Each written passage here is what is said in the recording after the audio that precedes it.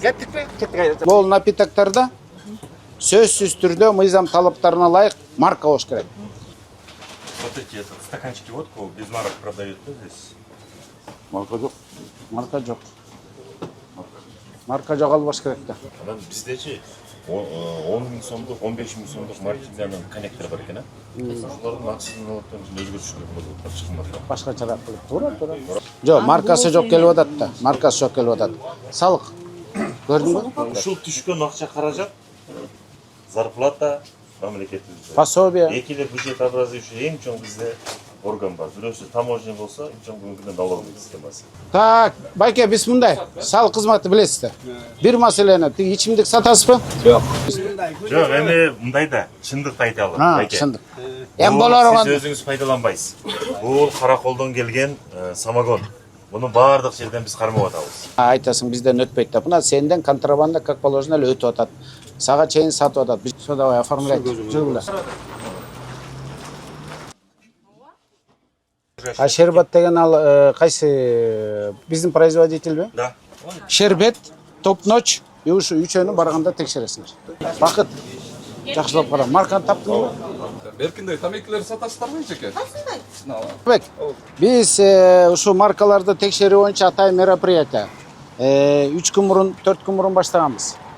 4 күн мурун баштап, атайын эч кимге айтпай, келип текшерели, бир порядок наводить этип коелу деп.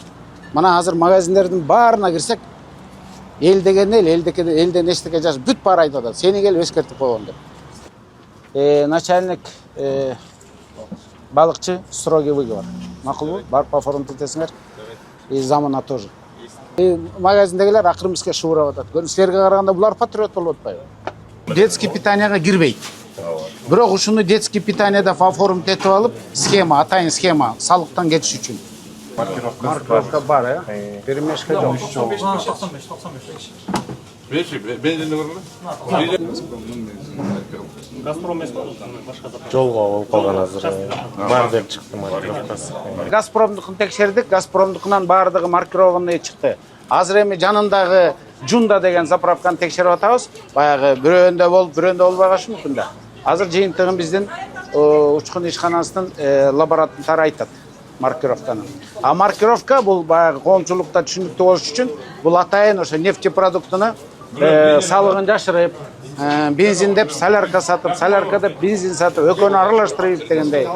Салыгын төлөбөй ушул заманбап технология бул маркировка нефтепродукт ушул. Азыр анализин чыгарат. Бизде мындай лабораториялар болгон түшүнө кирген эмес. Да, түшүнө. Кана турмайсыз, көрдүңүзбү? Мына баары бир жолдо келатып аралаштырган фактылар бар. Салыктан жашыргандар бар. Контрафакт алып келип сатып аткандар бар. Ошону Канча сатып жатат? көзөмөлдөй турган силерсиңер ким? Орун басар бергелчи. Присадка деле бакыра бересиң. Бе колуң эмне тетирип атат? Сүрдөп атамбы? Умар. Мына. Сен продуктуну да карай бербей, нефтини да карап турсаң, бул дагы адамдардын тиги Самый главный бүгүндө биздин жарандарыбыздан алып аткан бул канча деген машиналар коюлат да. Туура алыш керек да. Көлдүн Каяктан билебиз биз? Действительно 80 туруп кетип атат машинасы. Жарандарыбызга бардыгын текшерип, ошол төлөп аткан акча каражатын дагы туура үнөмдүү болуш керек да. 92 95 алыш керек да. Ким? Балыкчы. Жетекчи бергелчи. Чарасын көргүлө, анан мага далаш бересиң. Макул, Бул эми туурабы, туура эмеспи? Булар көтөрүп атпайбы? Аралаштырып туруп 95 менен даже жанагы аралаштырып салып атат мында ачык. Ким? Бакыт байке. Өзү Баары бир бул мыйзам бузууда. өзү вообще по идее болбош келгендей. 95 менен немен аралаштырып атат да. Бакыт, поэтому же присадка чыгып атат. Они в 95 они печное топливо завозят и из него делают дизель, да? Ну да, но это же нарушение. Они же от налога же уходят, правильно? Жоқ, төлөп атат, бирок это Качество. Да. Умар. Биздики качество керек. Умар. Жерден бензин Качество. Көрдүңбү? Көрдүңбү? Ким? Теңи зыян дем алганга, теңи таза. Теңинен көбү, даже 60% жунданыкы зыян.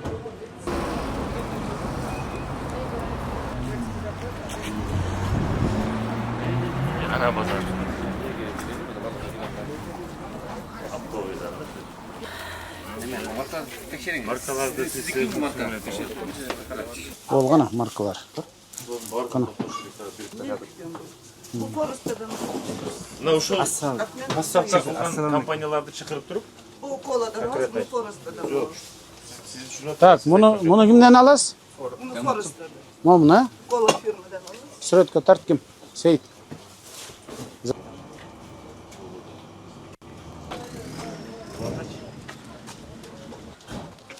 уже более порядок болуп калыптыр.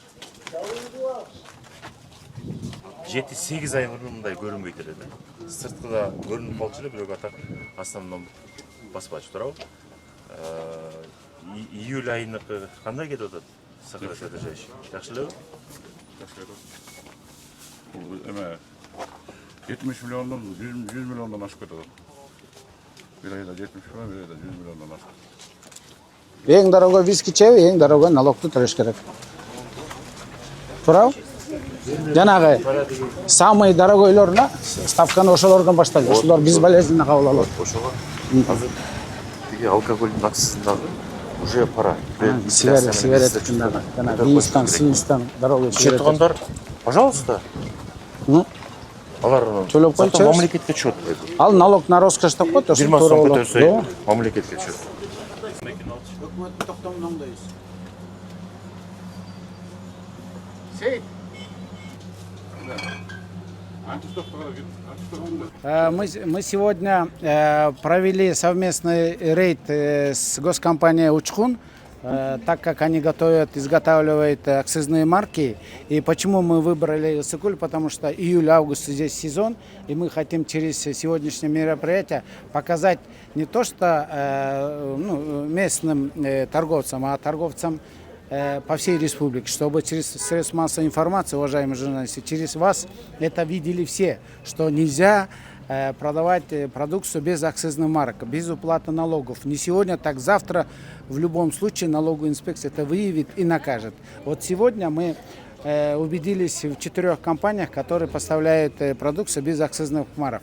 Но по приезду в Бишкек наши ребята все зафиксировали, и к ним будут применены предусмотрены законом меры и санкции. То есть они будут очень крупно оштрафованы. А без этого никак. Порядок только так наводится. И каждый день, каждую неделю надо вот так проверять. И от того, что вот наши ребята проверяют, общество тоже должно понять, потому что это делается для того, чтобы у торговцев, у людей росло как бы налоговая культура. То есть все понимали, что надо платить налоги, надо клеить акцизные марки, соблюдать и исполнять все требования, предписанные законом. Спасибо. А вот скажите, сейчас бизнес открывает филиалы активно на Иссыкуле в Чолпанате. И мы посмотрели по итогам 6 месяцев, объем налоговых поступлений вырос в 2 раза почти.